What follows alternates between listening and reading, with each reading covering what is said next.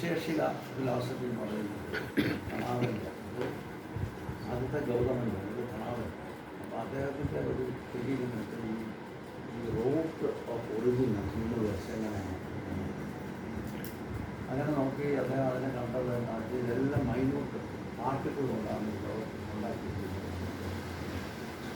അതിപ്പോഴും അംഗീകരിച്ചിരിക്കുന്നത് particle സയൻസാണ്. Actually ആറ്റത്തിനെ കുറിച്ചാണ് പറയുന്നത്. അതാണ് അടുത്ത സ്കൂളുണ്ട്. പിന്നെ അത് കഴിഞ്ഞ ഉടനെ പിന്നെ അവിടെ ഒരു വലിയ ജമ്പ്. ആ ജമ്പിലാണ് ഈ സാഖ്യ ഫിലോസഫി. സാഖ്യ എന്ന് പറയുന്നത് സാഖ്യ എന്ന് വെച്ചാൽ സംഖ്യ, നമ്പറിങ്. അപ്പോൾ അദ്ദേഹം നമ്പർ ചെയ്ത് എങ്ങനെയാണ് യൂണിവേഴ്സ് ഉണ്ടായത്. അദ്ദേഹത്തിൻ്റെ സ്കീം എങ്ങനെയായിരുന്നു പറഞ്ഞാൽ അന്വേഷിക്കുകയായിരുന്നു എല്ലാവർക്കും ദുഃഖം, ഏതെങ്കിലും രീതിയിലുള്ള ദുഃഖം അനുഭവിക്കാത്തവരായി ആരും ചിലർ അതിനകത്ത് പെട്ടുപോകും, ചിലർ അതിൽ നിന്ന് എങ്ങനെയൊക്കെ കരകയറി വരും. പക്ഷേ വീണ്ടും വീണ്ടും ഇത് രസിച്ചുകൊണ്ടേയിരിക്കും. ദുഃഖം ഒരു സാർവത്രികമായ സംഭവമാണ്. ആ ബുദ്ധിമുട്ടിൽ മനുഷ്യരെല്ലാം ഇതിൽ നിന്ന് എങ്ങനെ പുറത്തിറങ്ങി വരാമെന്നാണ് അങ്ങനെ അദ്ദേഹത്തിൻ്റെ സ്കീമേ അങ്ങനെയാണ്. അത് അങ്ങനെ ട്രേസ് ചെയ്തിട്ട് പോയി ഈ യൂണിവേഴ്സിൻ്റെ ഒറിജിനൽ ഈ സാധനം ഉണ്ടെന്നറിയില്ല. യൂണിവേഴ്സ് ഉണ്ടായപ്പോഴേ തന്നെ ഈ പറഞ്ഞ ഇഷ്യൂ അവിടെ കിടപ്പുണ്ട്. അതിൽ നിന്നാണ് ഇങ്ങോട്ട് വന്നതെന്ന് നമ്മൾ മനുഷ്യൻ്റെ മൈൻഡിൻ്റെ അത് നമ്മൾ കുറച്ച് ഡീറ്റെയിൽ ആയിട്ട് പറയും. സാഖ്യം, ആ സാഖ്യം കുറേ കാലം അങ്ങനെ തന്നെ, അത് ചിലതൊന്നും ഇല്ലാതെ അങ്ങനെ കിടക്കും സാഖ്യ ക്ലാസ്. അത് കഴിഞ്ഞ് കുറേ കഴിയുമ്പോഴത്തേക്കും അതിൻ്റെ അടുത്ത സ്റ്റെപ്പ് അതാണ് യോഗ ക്ലാസ്. യോഗക്കാരൻ വരുന്നതിനുള്ള എല്ലാ സെറ്റപ്പും സാഖ്യം ചെയ്ത് വെച്ചു. അത് കഴിഞ്ഞ് പിന്നെ അതിനപ്പുറത്തോട്ട് ചിന്തിച്ചാൽ മതി. അങ്ങനെയാണല്ലോ ഫിലോസഫിക്ക്. സയൻസും അങ്ങനെ തന്നെ ഒരെണ്ണം കണ്ടുപിടിച്ച് വയ്ക്കും, പിന്നെ അതിൻ്റെ അടുത്തത് നോക്കാം, അതിൻ്റെ അടുത്തത് നോക്കാം. അങ്ങനെയാണ് ഈ ഹ്യൂമൻ ഈ നോളജിൻ്റെ ഗ്രോത്ത് സംഭവിക്കുന്നത്. അങ്ങനെ പതഞ്ജലിയുടെ കാലമായപ്പോൾ അദ്ദേഹം ഇങ്ങനെയാണ് നോക്കുന്നത്. ഈ സാഖ്യക്കകത്ത് രണ്ട് പ്രിൻസിപ്പളാണ്. ഒന്നെന്ന് പറയുന്നത് പുരുഷൻ, മറ്റൊരു പ്രകൃതി. ഈ പുരുഷനും പ്രകൃതിയും രണ്ടായിട്ട് തന്നെയാണ് എപ്പോഴും നിൽക്കുന്നത്. അത് നമ്മൾ പിന്നെ വന്ന ഫിലോസഫികളിൽ ഇത് ഒന്നിക്കാനുള്ള സാധ്യതയുണ്ടെന്ന് യോഗയിൽ കാണുക. പക്ഷേ സാഖ്യയിൽ വന്നപ്പോഴത്തേക്ക് സാഖ്യ വരെ എത്തിയപ്പോൾ ഈ ഡുവലിസമാണ് ഇതിനെ ഫോളോ ചെയ്തിട്ടുള്ളത്. പ്രകൃതി രണ്ട് പ്രിൻസിപ്പിളാണ് നിൽക്കുന്നത്. അത് സാഖ്യയുടെ കാലത്ത് വന്നപ്പോൾ അദ്ദേഹം പറഞ്ഞു, ഒന്ന് പ്രകൃതിയും മറ്റൊരു പുരുഷനാണ്. പുരുഷൻ എന്ന് പറയുന്നത് കോൺഷ്യസ്നെസ്. അത് ഒന്നുമായിട്ടും ബന്ധിക്കുന്നതേ അല്ല. അത് സാക്ഷിയായി അങ്ങനെ നിൽക്കും, എപ്പോഴും സാക്ഷി. അത് ഒന്നിൽ ഇൻവോൾവ് ചെയ്യുന്നില്ല, അതിൽ നിന്നൊന്നും ഉണ്ടാകുന്നില്ല. അത് ഇങ്ങനെ ചുമ്മാ നിൽക്കുന്ന ഒരു സാക്ഷിയാണ്, വിറ്റ്നസ്സായിട്ട്. ഇതാണ് പുരുഷൻ എന്ന് പറയുന്ന ഐഡിയ. അത് ഐഡിയകൾക്ക് പോലും അത് ഉൾക്കൊള്ളാൻ പറ്റാത്ത, ഐഡിയയ്ക്കും പുറത്ത് നിൽക്കുന്ന കാര്യം ഒന്നുമില്ല, ശൂന്യമായ ഒരു എംപ്റ്റിനെസ്. അത് സാക്ഷിയായി തന്നെ എപ്പോഴും നിൽക്കും. അതിന് മാറ്റമേ ഉണ്ടാകുന്നില്ല. ഈ അതിൽ നിന്ന് എല്ലാം ഉണ്ടാകുന്നു എന്ന് പറയാനായിട്ട് സാഖ്യയ്ക്ക് പറ്റിയില്ല. സാഖ്യ പറഞ്ഞത് വേറൊരു പ്രിൻസിപ്പിൾ അതുപോലെ തന്നെ പ്രകൃതിയിൽ ഉണ്ടായിരുന്നു. ആ ഉണ്ടായിരുന്ന പ്രിൻസിപ്പിളിനെ നമ്മൾ പ്രകൃതി എന്ന് പറയും. പുരുഷനും പ്രകൃതിയിലാണ് ഒന്ന് കോൺഷ്യസ്നെസ്, മറ്റേ നേച്ചറും എന്ന് ഇംഗ്ലീഷിൽ നമുക്ക് അതാണ് അവിടെ ഉണ്ടായത്. ഈ പ്രകൃതി എന്ന് പറഞ്ഞുണ്ടായത് അതിൽ നിന്ന് പതുക്കെ എല്ലാം ഉണ്ടായി. അതേസമയത്ത് പുരുഷന് യാതൊരു മാറ്റവുമില്ല. അത് മാറ്റം ഉണ്ടാകാൻ പറ്റുന്ന ഒരു കാര്യമല്ല. അതങ്ങനെ തന്നെ എപ്പോഴും ഇപ്പോഴും കൊണ്ടെപ്പോഴും. അങ്ങനെ ഈ പ്രകൃതി ഉണ്ടായത് എങ്ങനെയെന്ന് അദ്ദേഹം വളരെ ഡീറ്റെയിലായിട്ട് ഡിസ്ക്രൈബ് ചെയ്തു. ആ ഡിസ്ക്രിപ്ഷനിൽ അദ്ദേഹം കണ്ടത് ഇത് കുറേ പ്രിൻസിപ്പിളുകൾ ചേർന്ന് 24 പ്രിൻസിപ്പിൾസ് ആണ് അതിൻ്റെ ബേസ്, പ്രകൃതിയുടെ ബേസ്. പിന്നെ അതിന് പുറത്തൊരു പ്രിൻസിപ്പിളുണ്ട്. ആ പ്രിൻസിപ്പിളാണ് ഈ നമ്മുടെ അഖണ്ഡമായ ബോധമോ കോൺഷ്യസ്നെസ്സോ എന്ന് പറയുന്ന പുരുഷൻ. അങ്ങനെ 25 പ്രിൻസിപ്പിൾസ് ഇവോൾവ് ചെയ്തു. 24 പ്രിൻസിപ്പിൾസ് പ്രകൃതിയുടെ ഇവല്യൂഷന് വേണ്ടി ഫോളോ ചെയ്തിട്ടുണ്ട്. ആ 24 പ്രിൻസിപ്പിളിൽ നിന്നാണ് ഈ കാണുന്ന എല്ലാ പ്രകൃതിയിലുള്ള കാര്യങ്ങളും ഉണ്ടായത് എന്നാണ് ഓർമ്മിച്ചത്. അപ്പോൾ അറ്റ് എൻഡ് ഇപ്പോൾ നമ്മുടെ ശരീരമായിട്ടിരിക്കുകയാണ്. ആ അറ്റ് എൻഡ് നമ്മുടെ ശരീരം വിഘടിക്കും. മരണത്തിന് ശേഷം ഇതൊക്കെ പോയി അഴുകി അല്ലെങ്കിൽ അവർ എന്താണ് ബേൺ ചെയ്ത് അത് വിഘടിച്ച് അതിൻ്റെ ബേസിക് കമ്പോണൻസ് ആയിട്ട് അത് മാറി പ്രകൃതിയായിട്ട് അത് പിന്നെ ആ പ്രകൃതിയിൽ നിന്ന് പലതും ഉണ്ടാകും, ഇങ്ങനെ മാനിഫെസ്റ്റ് ചെയ്തിരിക്കും. പിന്നെ ഇത് വിഘടിച്ച് തിരിച്ച് ആ പ്രകൃതിയായി മൂലപ്രകൃതിയായി പോയി. അങ്ങനെ അതേ പറഞ്ഞു. ഇതിൻ്റെ ഡീറ്റെയിൽസ് നമുക്ക് പിന്നെ എടുക്കാൻ. ഇപ്പം ഈ ലിബറൽ ഫിലോസഫി മാത്രമാണ് സൂചിപ്പിക്കുക. അത് കഴിഞ്ഞിട്ട് പിന്നെ വന്ന ഫിലോസഫി ആണ് യോഗ.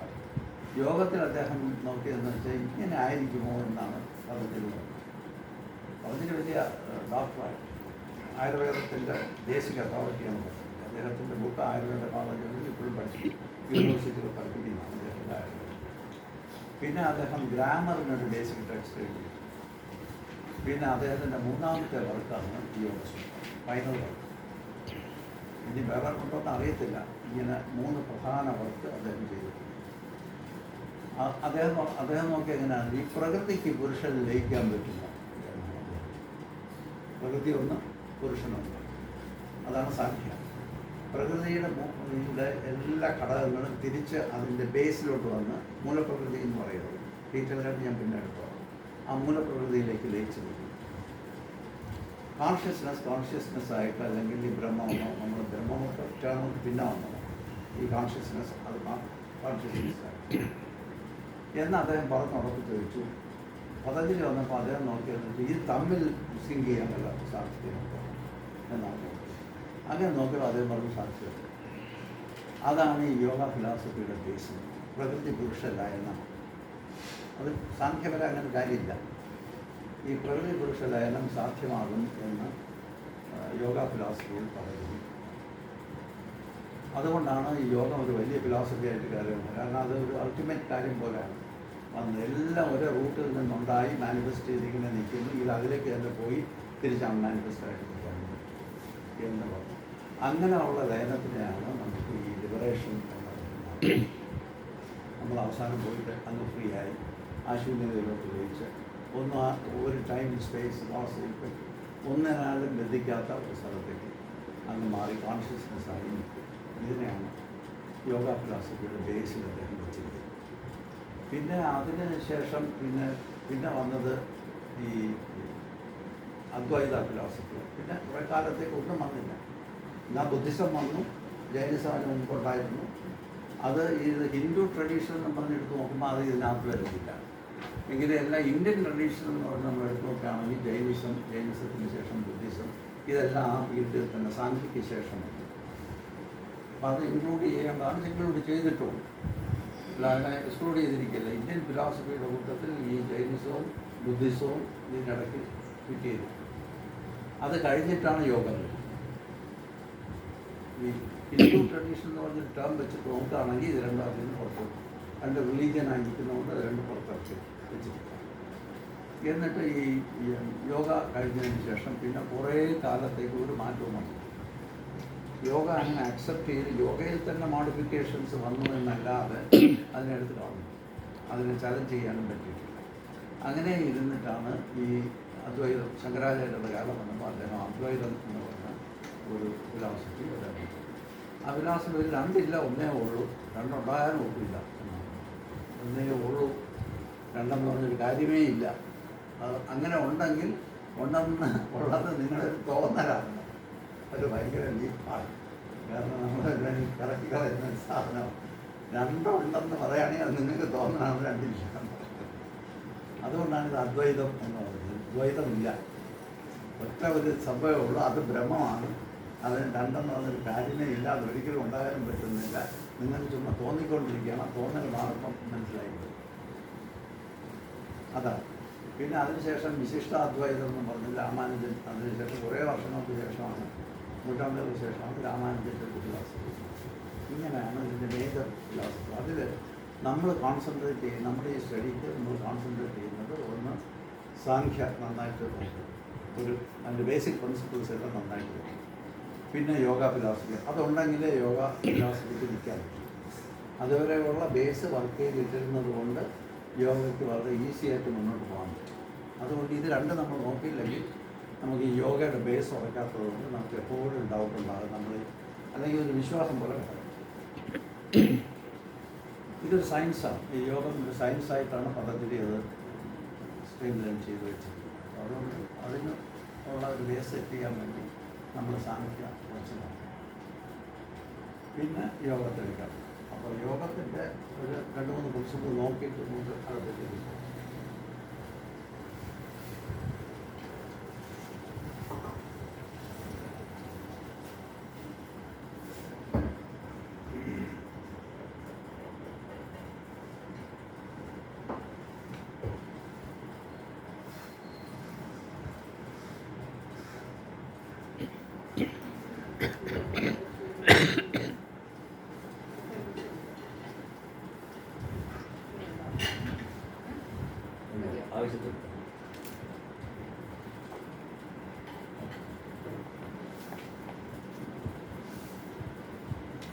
നമ്മൾ ഈ കുണ്ടലിനി യോഗം എന്ന് പറഞ്ഞത് മെയിൻ ബ്രാഞ്ച് ഓഫ് യോഗം. ആ യോഗം നമ്മൾ എടുക്കുമ്പോഴത്തേക്ക് നമ്മൾ സാഖ്യം അറിഞ്ഞില്ലെങ്കിൽ നമുക്ക് ഒന്നും പഠിക്കാം. അതുകൊണ്ടാണ് യോഗത്തിൻ്റെ ബേസായിട്ട് സാഖ്യം പറയുന്നത്. അതൊന്നും നോക്കേണ്ടത്. അതും മിക്കവാറും ഉച്ചയ്ക്ക് നല്ല നോക്കാം. ഇനി പതഞ്ജലിയെക്കുറിച്ച് ഒരു ചെറിയ ഒരു നോട്ട് അത്യാവശ്യം. കാരണം അദ്ദേഹമാണ് ഈ സംഭവം ഇങ്ങനെ എഴുതി ഉണ്ടാക്കി വെച്ചത് ബേസിക്കലി. അപ്പം അദ്ദേഹം ജീവിച്ചിരുന്ന ഒരുപാട് കോൺട്രവേഴ്സി ഉണ്ട്, ഇതിനകത്തൊന്നും ഉറപ്പൊന്നുമില്ല. അപ്പോൾ അദ്ദേഹം നോർത്ത് ഇന്ത്യയിലായിരുന്നു എന്നും അതല്ല അദ്ദേഹം ഇവിടെ ചിദംബരത്താണ് അദ്ദേഹത്തിൻ്റെ സ്ഥലമെന്നും ജനിച്ചത് അവിടെ നോക്കാം. ഒന്നും വലിയ പ്രശ്നമുള്ള കാര്യമല്ല. എവിടെ ജനിച്ചാലും ഈ ബുക്കാണ് നമ്മുടെ പ്രധാന കാര്യം. അപ്പോൾ അദ്ദേഹം ചിദംബരത്താണ് അദ്ദേഹം ജനിച്ചതും വളർന്നതും ചിദംബരത്താണ്. ഒരു സ്ട്രോങ് ആയിട്ടുള്ള ഒരു സിസ്റ്റം. അത് അതിൻ്റെ ഒരു സൗത്ത് ഇന്ത്യൻ വെർഷനായിരുന്നു. ഏതായിരുന്നാലും ആ കണക്കിന് ഈ യോഗ ഫിലോസഫി ഉണ്ടായത് എന്ന് കേസൊക്കെ നേരത്തെ വർക്ക് ചെയ്ത് വന്നാണ് ഈ തമിഴ്നാട്ടിൽ ചിദംബരം.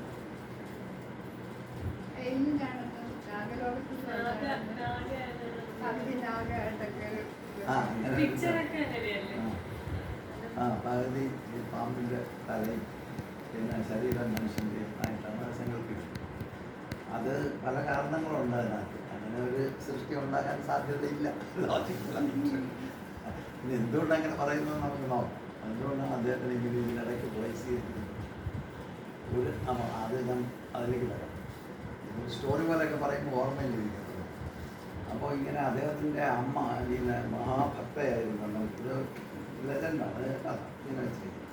വലിയ മഹാഭക്തയായിരുന്നു. അത് അവർക്ക് ഈശ്വരനെ ഇങ്ങനെ പ്രത്യക്ഷപ്പെട്ട് കൊടുക്കണം, മകനെ വേണം എന്നൊരാഗ്രഹം. അപ്പോൾ അത് നടന്നില്ല. അപ്പോൾ വയസ്സായി. ഇനിയിപ്പോൾ കുഞ്ഞുങ്ങളുണ്ടാകാനുള്ള സാധ്യതയില്ല. ആ സമയത്ത് ഇങ്ങനെ നദിയിലിറങ്ങി കുളിച്ചിട്ട് ഇങ്ങനെ നമ്മൾ വെള്ളം കോരി തിരിച്ചതിലേക്ക് അർച്ചിക്കും. അതൊരു വലിയൊരു കാര്യമായിട്ടാണ്. കുളിയെ കഴിഞ്ഞ് നമ്മളെ പ്യൂരിഫൈ ചെയ്തതിന് ശേഷം പ്യൂരിഫിക്കേഷൻ നടത്തുന്ന വെള്ളത്തിനെ തന്നെ കയ്യിലെടുത്തിട്ട് നമ്മുടെ കയ്യിലിരിക്കുന്ന വെള്ളം നമ്മളാണെന്ന് സങ്കല്പിച്ചിട്ട് ഈ പാരാവാരം എന്ന് പറയുന്ന സമുദ്രത്തിലേക്ക് തിരിച്ചങ്ങ് ലയിപ്പിക്കുക. അതുകൊണ്ടാണ് ഇത് ചെയ്യുന്നത്. ഞാനാണ് ഇത് എൻ്റെ കൈക്കൊണ്ടിരിക്കുന്നത്. ഞാനെന്ന് പറയുന്ന ഈ പ്രകൃതി ലയിച്ചിരിക്കുന്നതാണ്, പ്രകൃതിയുടെ ഭാഗമാണ്, അതിലേക്ക് ലയിപ്പിക്കുന്നു എന്ന സങ്കല്പത്തിലാണ് ഈ ആളുകൾ ഇതിങ്ങനെ ഒഴുകുന്നത്. അപ്പം അതിനകത്ത് ഐഡിയ യോഗമുണ്ട്. അപ്പോൾ ഈ അമ്മ ഇതിനെ കയ്യിലെടുത്ത്, ഇതാണ് കഥ, സത്യമാണോ എന്ന് അറിഞ്ഞില്ല. പക്ഷേ സത്യമാണെന്നെങ്കിൽ എടുത്ത ഒരു സുഖമാണ്. അപ്പോൾ ഇങ്ങനെ എടുത്ത് ഇവരിങ്ങനെ ഭഗവാനെ വിചാരിച്ചു. ഇനി ഒരു സാധ്യതയില്ല, സമയം കഴിഞ്ഞു, പ്രായമാണ്. അങ്ങനെ ഇരുന്ന് ഭഗവാനെ വിചാരിച്ചുകൊണ്ട് ഇങ്ങനെ നിൽക്കുമ്പോൾ കൈക്കുമ്പിളിരുന്ന വെള്ളത്തിൽ എന്നൊരു ശബ്ദം കേട്ടു. അപ്പം അതിനകത്ത് എന്തോന്നോ ഒന്ന് വീണപ്പോൾ കണ്ടവർ നോക്കുമ്പോൾ അതൊരു ചെറിയ പാമ്പൊന്നുമില്ല. നല്ല കഥയല്ലേ. അങ്ങനെ അത് ഇങ്ങനെ വന്ന് പേടിച്ചൊന്നുമില്ല. അങ്ങനെ കണ്ടപ്പോൾ ഈ അതിൽ നോക്കിക്കൊണ്ടിരിക്കുമ്പോൾ തന്നെ അതൊരു കുഞ്ഞായിട്ടത് മാറി. കഥയാണെന്നുള്ള ഉറപ്പല്ല. അല്ല, ഇങ്ങനൊരു ഗർഭം നമ്മൾ കണ്ടിട്ടില്ല. ശരീരത്തിന് പുറത്ത് കഴിക്കുമ്പോൾ പാമ്പായി ഗർഭസ്ഥ ശിശുവായി പെട്ടെന്ന് തന്നെ അത് കുഞ്ഞായി മാറി. അങ്ങനെ ആ കുഞ്ഞാണ് പതഞ്ജലി. അത് പറയാൻ കാരണം ഈ പേരങ്ങനെ ഇരിക്കുന്നത് കൊണ്ട്. അഞ്ജലിയിൽ പതിച്ചതാണ് പതഞ്ജലി. അഞ്ജലി എന്നുവെച്ചാൽ ഇങ്ങനെ ഈ കയ. അപ്പോൾ ഇതിനകത്ത് ഇങ്ങനെയാണ് വന്നത്. വളരെ എന്തോ ഒരു ഭയങ്കര ഡീപ്പായിട്ടുള്ള ആഗ്രഹത്തിൻ്റെ ഫലമായിട്ട് സംഭവിച്ചതാണ് എന്നെടുക്കാം. അങ്ങനെ ഈ കുഞ്ഞാണ്. ഇതിന് അനന്തൻ്റെ അവതാരം. അപ്പം അദ്ദേഹത്തിൻ്റെ ഈ എൻഡ്ലെസ് ആയിട്ടുള്ള ഹെഡുള്ള അവരാണ്. 1000 തലയുണ്ട്. ഈ കഥ അതുകൊണ്ടാണ് വന്നിരിക്കുന്നത്. ഈ മനുഷ്യന് പറയാൻ പറ്റാത്ത കാര്യമൊക്കെ വളരെ ചുരുക്കി കൃത്യമായി പറഞ്ഞിരിക്കും. അപ്പോൾ ഇങ്ങനെ പറയാനുള്ള 1000 നാവുകളിലൂടെ നാവിങ്ങനെ 2 സ്പ്ലിറ്റ് ചെയ്തിരിക്കുക. അപ്പോൾ അത് 2000 നാവുകളിലൂടെ ഈ പറയാൻ പറ്റാത്ത ശാസ്ത്രത്തിനെ പുറത്തേക്ക് ആദ്യമായി പറഞ്ഞ ഒരാളാണ് എന്നുള്ളത് കൊണ്ട് അദ്ദേഹത്തിൻ്റെ ഈ കമ്മ്യൂണിക്കേഷൻ കപ്പാസിറ്റിയെ കണക്കിലെടുത്തുകൊണ്ടാണ് ഈ സർപ്പമായിട്ടുള്ള കഥ പറയാൻ പറ്റാത്ത കാര്യം അദ്ദേഹം പറഞ്ഞു. എത്ര പറഞ്ഞാലും തീരാത്തൊരു കാര്യത്തിന് തീർപ്പ് കൽപ്പിച്ച് പറഞ്ഞുറപ്പിച്ച് വെച്ചതുകൊണ്ട് അദ്ദേഹത്തിന് ഈ നാഗരാജാവിൻ്റെ നാഗലോകത്തിൽ നിന്ന് വന്നാണെന്നൊക്കെ ഒരു കഥ ഇങ്ങനെ പലരും മുന്നോട്ട് ചെയ്ത് പോകും. പക്ഷെ കഥ ഇതാണ്, പറയാനൊക്കാത്തതും പറഞ്ഞ് ഫലിപ്പിക്കാൻ പറ്റാത്തതും ആയ ഈ നിഗൂഢമായ സീക്രട്ടിനെ വളരെ അനായാസമായി പറഞ്ഞുറപ്പിച്ചു വെച്ച ആൾ എന്ന വാക്യത്തിൽ പതഞ്ജലി മഹർഷിയെ ഇങ്ങനെ പകുതി നാഗവും പകുതി മനുഷ്യനുമാണ് എന്ന് പറയാനുള്ള കഥ അതുകൊണ്ട്. ഏതായാലും അദ്ദേഹം അവിടെ താമസിച്ചു. ഇപ്പോൾ നമ്മൾ ചിദംബരം ക്ഷേത്രത്തിൽ പോവുകയാണെങ്കിൽ ചിദംബരം ക്ഷേത്രത്തിൽ പോയാൽ അവിടെ ഉണ്ട് സ്ഥലം. അദ്ദേഹം അവിടെ ഇരുന്നു എന്ന് പറയുന്ന അമ്പലത്തിനകത്ത് അതൊരു ചെറിയൊരു ശ്രീകോവിൽ പോലെ, മെയിനല്ല, അതിൻ്റെ സൈഡിലുള്ള ഒരു ശ്രീകോവിൽ, ഒരു ചെറിയ കല്ലാണ്, എല്ലാ പാറയിൽ തീർത്തിരിക്കുന്ന ഇതാണ്, നല്ല മനോഹരം. അവിടെ ആണ് പതഞ്ജലി ഇരുന്നത്. അദ്ദേഹത്തിൻ്റെ കാലമൊക്കെ അവിടെ ഇരുന്നാണ് തപസ് ചെയ്തത് എന്നൊക്കെ കഥയുണ്ട്. അതുപോലെ തന്നെ അതിന് തൊട്ടടുത്ത് മറ്റൊരു പ്രതിഷ്ഠയും കൂടെയുണ്ട്, അത് തിരുമൂലരുടെ. ഈ തിരുമൂലറാണ് യോഗത്തിൻ്റെ മറ്റൊരാചാര്യം. തിരുമൂലർ തമിഴിൽ ഒരു ഗ്രന്ഥം രചിച്ചു, അത് തിരുമന്ദിരം എന്നാണ് നമ്മുടെ കയ്യിലുണ്ട്. ഞാൻ ഇവിടെ കാണുന്ന കൊണ്ടുപോയെന്ന് എനിക്കറിയില്ല. തിരുമൂലരുടെ തിരുമന്ദിരം എന്ന് പറയുന്നത് ഈ രണ്ട് ബുക്കാണ് യോഗയുടെ ബേസിക് ബുക്ക്. ഒന്ന് പതഞ്ജലീസ് യോഗസൂത്ര പതഞ്ജലി, മറ്റേത് തിരുമൂലർ തിരുമന്ദിരം. ഇത് പ്രധാനപ്പെട്ട പേരാണ്. പരീക്ഷയ്ക്ക് നിങ്ങൾക്ക് ഇതനുസരിച്ചാണ് തിരുമൂലരുടെ തിരുമന്ദിരം. പരീക്ഷയ്ക്ക് വരുന്ന ക്വസ്റ്റ്യനൊക്കെ ഞാൻ എക്കോട്ടിട്ട് പറയുന്നുണ്ടാവും. പതഞ്ജലിയുടെ യോഗസൂത്രവും തിരുമൂലരുടെ തിരുമന്ദിരവും, ഇന്നിൻ്റെ ഗ്യാപ്പ് രണ്ട് ചോയ്സ്. അപ്പോൾ തിരുമൂലരുടെ തിരുമന്ദിരവും ഞാൻ ഏത് കാര്യം പല പ്രാവശ്യം റിപ്പീറ്റ് ചെയ്യുന്നെങ്കിൽ നിങ്ങൾ മാർക്ക് ചെയ്ത് വെച്ചോ, പരീക്ഷയ്ക്ക് വരും. അപ്പോൾ അതിൻ്റെ പ്രധാനപ്പെട്ട കാര്യമാണ് ഞാൻ ഈ റിപ്പീറ്റ് ചെയ്യുന്നത്. തിരുമൂലരുടെ തിരുമന്ദിരവും പതഞ്ജലിയുടെ യോഗസൂത്രം. പതഞ്ജലിയുടെ യോഗസൂത്രത്തിൽ 196 അഫോറിസംസ് ഉണ്ട്. സൂത്രത്തിനാണ് നമ്മൾ അഫോറിസം എന്ന് വിളിക്കുന്നത്. അപ്പോൾ സൂത്രം എന്ന് പറഞ്ഞു കഴിഞ്ഞാൽ അത് ഒരു ത്രെഡ് എന്നാണ് എൻ്റെ അർത്ഥം. കണക്ട് ചെയ്യുന്ന ഒന്നൊന്നിന്ന് കണക്ട് ചെയ്താണ് ഇത് പോകുന്നത്. അപ്പോൾ അതുകൊണ്ടാണ് ഇതിനെ സൂത്രം. ഇതൊരു പ്രത്യേക രീതി റൈറ്റിംഗ്, ഒരു പ്രത്യേക രീതിയിൽ ഉള്ള റൈറ്റിംഗാണ്. വളരെ അബ്രിഡ്ജഡായിട്ട് കണ്ടൻസ്ഡായിട്ട് കാര്യം മാത്രം പറയുകയും ആ കാര്യത്തിൽ നിന്ന് അടുത്ത കാര്യത്തിലേക്ക് കണക്ഷൻ കഴിയും. അതുകൊണ്ട് ഈ യോഗസൂത്രങ്ങൾ, ഈ സൂത്രങ്ങൾ ഏത് വായിക്കാനും നല്ല രസമാണ്. കാരണം അത് കണക്ട് ചെയ്ത് നമ്മൾ അടുത്തത് ഇങ്ങനെ മനസ്സിലാലോചിക്കും, അവസാനം അവിടെ അടുത്തില്ല. അങ്ങനെയാണ് അത് ത്രെഡിലൂടെ കണക്ട് ചെയ്യുന്നത്. അതുകൊണ്ടാണ് ഇതിനെ പറഞ്ഞത് യോഗസൂത്രം എന്നാണ്. ഇത്തരം സൂത്രങ്ങൾ ബ്രഹ്മസൂത്രം, അതായത് ജ്ഞാനയോഗത്തിൻ്റെ ബേസാണ് ബ്രഹ്മസൂത്രം, യോഗയുടെ ബേസാണ് യോഗസൂത്രം, ബാദരായണൻ്റെയാണ് ബ്രഹ്മസൂത്രം. ഇത് ഇങ്ങനെ പതഞ്ജലി മഹർഷി. അപ്പോൾ അതിൽ അദ്ദേഹം യോഗസൂത്രത്തിൽ പിന്നെ ഈ ഒരു കാര്യം പറയാം. അദ്ദേഹം അവിടെയാണ് ജീവിച്ചത്, ചിദംബരത്താണ് ജീവിച്ചത്. പിന്നെ അദ്ദേഹത്തിൻ്റെ സമാധി മാർക്ക് ചെയ്തിരിക്കുന്നത് രാമേശ്വരത്താണ്. അപ്പോൾ യോഗ പഠിക്കുന്ന കുട്ടികൾക്ക് ഒരു ഭക്തിയുടെ പോലെ ഒരു ഫീലിംഗിൽ ഈ രണ്ട് സ്ഥലമായി വിസിറ്റ് ചെയ്യാം, പോയി വിസിറ്റ് ചെയ്യാം. കാരണം അവിടെ പതഞ്ജലിയുടെ സമാധി അവിടെ രാമേശ്വരം. ആ രാമേശ്വരം മെയിൻ പോയിട്ടുണ്ടോ എന്ന് എനിക്കറിയില്ല. അതൊക്കെ പോയിട്ടുണ്ടോ? ആ മെയിൻ ടെമ്പിളിനകത്ത് അകത്തേക്ക് കയറി കഴിഞ്ഞ് നടപ്പാതെ കൂടെ ആൾക്കൊരു വലതുവശത്തോട്ട് ആ വഴി ഇങ്ങനെ ചുറ്റി വലതുവശത്ത് വരും. അത് നേരെ വലതുവശത്തൂടെ അങ്ങോട്ട് കയറി കഴിഞ്ഞാൽ അവിടെയാണ് ഈ പതഞ്ജലിയുടെ ടെമ്പിൾ. പതഞ്ജലി അവിടെയാണ് സമാധിയായി എന്ന് പറയും. അപ്പോൾ അതിനെ ജീവസമാധി എന്നാണ് കണക്കാക്കുന്നത്. ഈ ജീവസമാധി എന്ന് പറയുന്നതിൻ്റെ ഒരു പ്രത്യേകത എന്ന് വെച്ചാൽ അവിടെ ലൈവായിട്ട് അദ്ദേഹത്തിൻ്റെ കോൺഷ്യസ്നെസ് ബ്ലെൻഡ് ചെയ്തുകൊണ്ടേയിരിക്കുന്നു. ആൾ ലൈവായിട്ട് അവിടെ ഉണ്ട്. അദ്ദേഹത്തിൻ്റെ ചിന്തകളും അദ്ദേഹത്തിൻ്റെ ഫീലിങ്ങുകളും എല്ലാം അവിടെ ഉണ്ട് എന്ന് അങ്ങനെ ഒരു വിശ്വാസം ഈ ഇതിൽ ഉണ്ട്. അങ്ങനെ അത് എനിക്കൊരു അനുഭവം. അപ്പോൾ ഞാനവിടെ പോയി ഇത് പതഞ്ജലിയുടെ അവിടെ ഉണ്ടെന്നൊക്കെ എൻ്റെ അടുത്ത് ഞാനൊക്കെ ചുറ്റുണ്ടെന്ന് എനിക്ക് മനസ്സിലായില്ല. അവിടെ അവസാനം ഞാൻ പുറത്തിറങ്ങിയിട്ട് പിന്നെ ചോദിച്ചപ്പോഴാണ് ഒരാൾ ഇങ്ങനെ കാണിച്ചിരുന്ന അവിടെയാണ്. അപ്പോൾ അവിടെ ഇവിടെ ഇങ്ങനെ പാമ്പുകളുടെ വളം ഇതൊക്കെ ഉണ്ടാക്കി ശില്പങ്ങൾ പോലെ ചെവിലൊക്കെ ഇന്ത്യ വർക്കൊക്കെ ചെയ്തിട്ട് അതിൻ്റെ ബാക്ക് സൈഡിൽ അവിടെ പോയിരിക്കും. അവിടെ കുറച്ച് മാറ്റ് പോലൊക്കെ അവിടെ ഇട്ടിരുന്നു, പാമ്പുകളൊക്കെ ഇട്ടിരിക്കുന്നു. അവർ മണങ്കിൽ അവിടെ ഇരിക്കും. അപ്പോൾ അവിടെ ഇരുന്ന് മെഡിറ്റേറ്റ് ചുമ്മാ ധ്യാനത്തിൽ അങ്ങനെ ഇരുന്നു. നല്ലൊരു സുഖം തോന്നി. നമുക്ക് വിശ്വാസങ്ങളൊക്കെ കടന്നുകൊണ്ട് നല്ലൊരു സുഖമായിട്ട് ഞാൻ മെഡിറ്റേറ്റ് ചെയ്തു. കുറച്ച് ഞാൻ മെഡിറ്റേറ്റ് ചെയ്ത് കണ്ണു തുറന്നപ്പോഴത്തേക്കും ഒരു പ്രീസ്റ്റ് വന്നു. അപ്പോൾ അങ്ങനെ വന്നിട്ട് ഞാൻ കർപ്പൂരം ഞാൻ കത്തിച്ച് അങ്ങനെ ഉടനെ അത് ആരതി എനിക്ക് തന്നു. അത് എനിക്കൊരു വലിയ അതിശയമായി. അതൊരു ആകസ്മികമാണ്, ഒരു ആക്സിഡൻ്റലായിട്ട് സംഭവിച്ചതാണ്. എങ്കിലും ആക്സിഡൻ്റാണ് എങ്കിൽ തന്നെ അങ്ങനെ സംഭവിച്ചു. അപ്പോൾ നമ്മളെപ്പോലുള്ള ഈ ഡിവോട്ടീസ് ഉണ്ട്, ഈ വലിയ മനുഷ്യനെയൊക്കെ നമ്മൾ ഇങ്ങനെ ഒരു വലിയ മഹാഗുരുവായിട്ടൊക്കെ സങ്കല്പിച്ച് നടക്കുന്നു. അവിടെ ചെന്നപ്പോൾ ഇങ്ങനെ ഒരു സംഭവം നടന്നു, ആരതി കാണിച്ച് എനിക്ക് തന്നു. അപ്പം ഞാനത് ഭയങ്കര സന്തോഷമായി. അദ്ദേഹത്തിൻ്റെ അനുഗ്രഹമായി എന്നൊരു കോൺഫിഡൻസ് നമുക്ക് വരും. ആ കോൺഫിഡൻസ് നമ്മളോടൊന്ന് പോകും. അതുകൊണ്ട് അങ്ങനെ സമർപ്പിച്ചിട്ടില്ല. അതുകൊണ്ടാണ് ഞാൻ ഈ ഓവനും മറിഞ്ഞിരിക്കുന്നതൊക്കെ മനസ്സിലാലോചിച്ചിട്ട് ഇത് പറയുന്നത്. കാരണം പിന്നെ നമുക്ക് ഇങ്ങനെ അത് വരണം, മനസ്സിൽ തോന്നിച്ചുകൊണ്ടിരിക്കണം. അപ്പോൾ അത് മനസ്സ് കുറച്ച് റിലാക്സ്ഡ് ആയിരുന്നെങ്കിൽ ഇതൊക്കെ സംഭവിക്കുള്ളൂ. അതുകൊണ്ട് ഇത്തരം സങ്കല്പങ്ങൾക്ക് അങ്ങനെ ഒരു ഗുണമുണ്ട്. അല്ലാതെ മറ്റ് എന്താണ് അതിൻ്റെ പുറകിലുള്ള സത്യം എന്നുള്ളത് അവരവർക്ക് തോന്നുന്ന പോലെ എടുക്കാവുന്നതേ ഉള്ളൂ. അങ്ങനെ ഇതാണ് പദത്തിൻ്റെ ചരിത്രം. അപ്പോൾ അദ്ദേഹം സമാധി അവിടെ രാമേശ്വരം